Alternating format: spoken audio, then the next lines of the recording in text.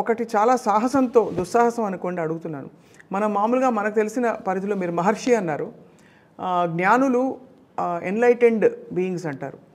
గురువుగారి సాహిత్యం మీరు ఇన్ని కోణాలు గుర్తు చేస్తుంటే అలా అనిపిస్తుంది. ఆయనకి తెలియని విషయం లేదేమో.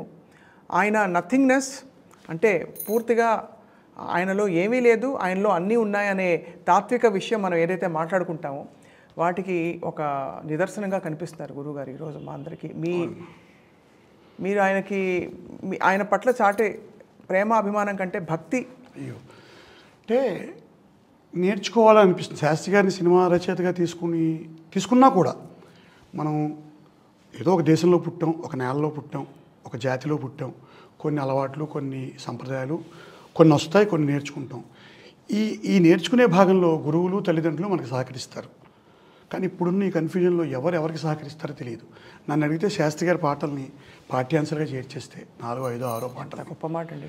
తప్పకుండా ఇప్పుడు మీకు కింద చెప్పాను కదా, నిన్ను నన్ను కన్నప్పుడు మన తల్లుల నొప్పుల తీరొకటే. నల్లవాడైనా, తెల్లవాడైనా, పొట్టివాడైనా, పొడుగువాడైనా, ఏ కులం వాడైనా, ఏ మతం వాడైనా వాళ్ళ అమ్మ నొప్పులు ఒకలాగే ఉంటాయనే ఆలోచన ఏ కవి చేయగలడమ్మా? ఏ కవి చేయగలడు అని చెప్తారు. ఎక్కడో ఒకరోజు నాకు ఆయన గురించి చెప్పేటప్పుడు ఒకటి అనిపిస్తుంది.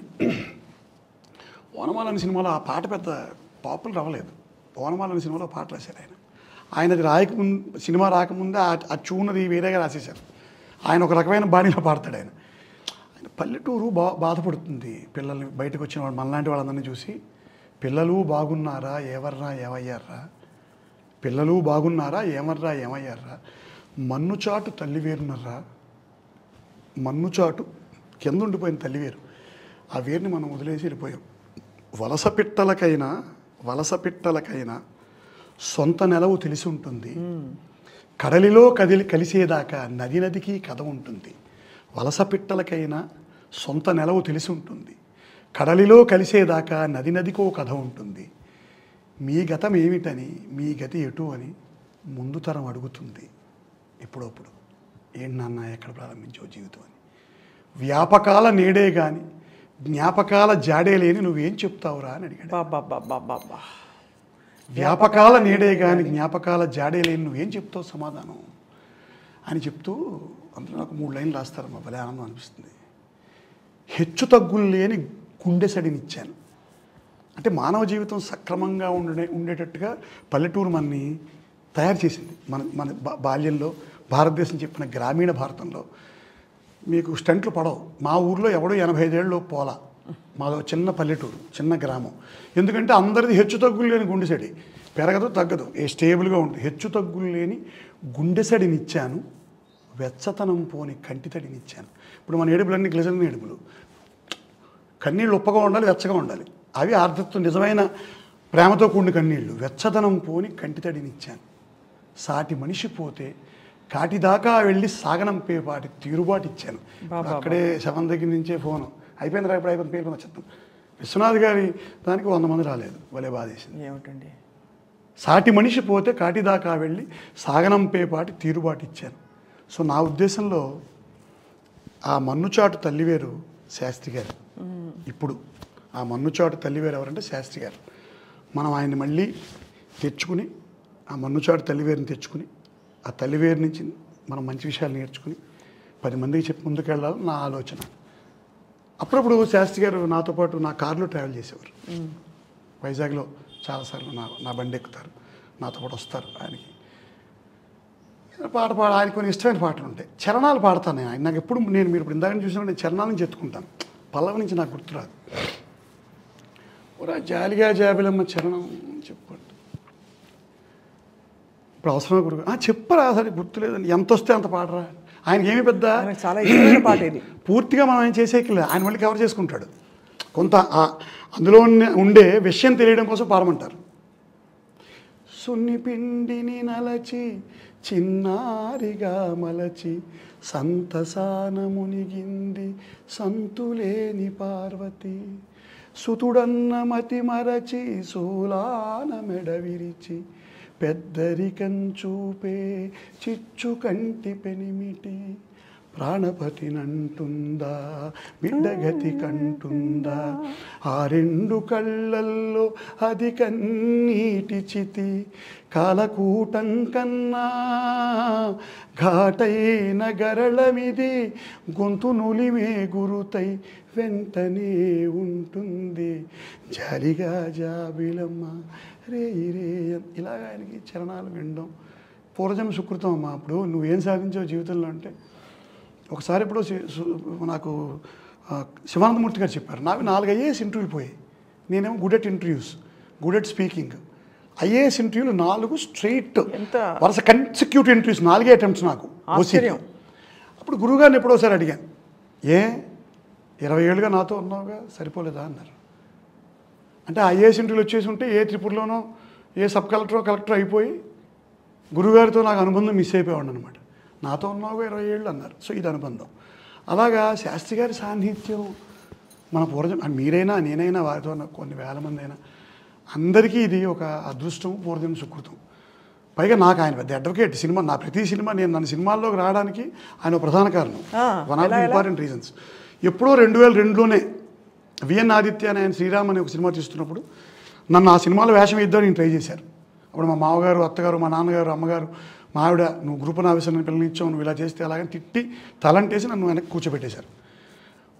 తర్వాత 2017లో మళ్ళీ అది సాధ్యమైంది. ఆయన ప్రతిరోజు పండుగ సినిమాలో చిన్న వేషం వేశాను నేను, తండ్రి పాత్ర.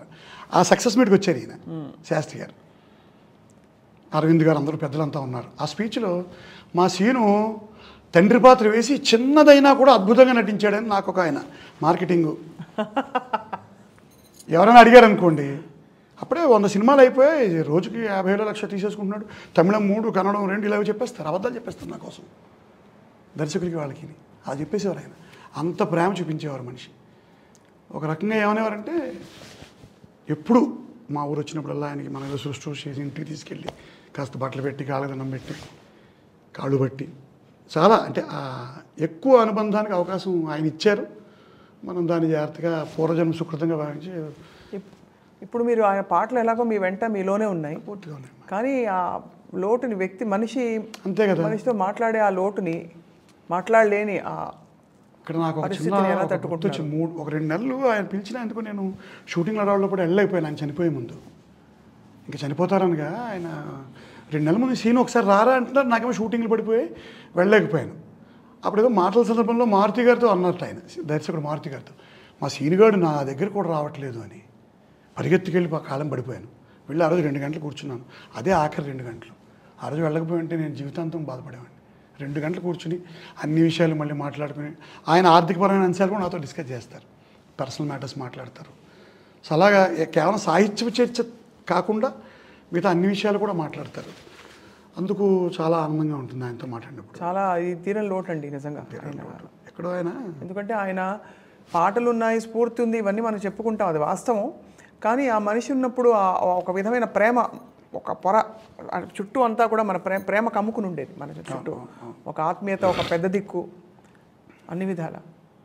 మీకు ఎప్పుడు చిరంజీవి గారు పాట రాశారు ఆయన, ఎవరైనా చూసుంటారా నడిచే నక్షత్రాన్ని ఎదురొస్తే ఎగబడిపోరా నేనే ఆ చిత్రాన్ని. నా దృష్టిలో ఆ నక్షత్రం, ఆ చిత్రం శాస్త్రి గారు అనుకుంటాను నేను.